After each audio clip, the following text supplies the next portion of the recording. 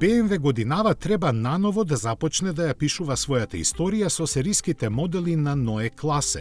Од вкупно 6 планирани, први ќе бидат седанот и кросоверот, чии концепти веќе добро ни се познати.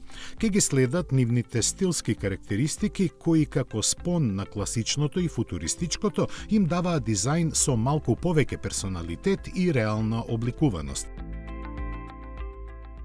Внатрешноста допрва треба да ја видиме, но во низиното уредување сигурно ќе владее минимализмот.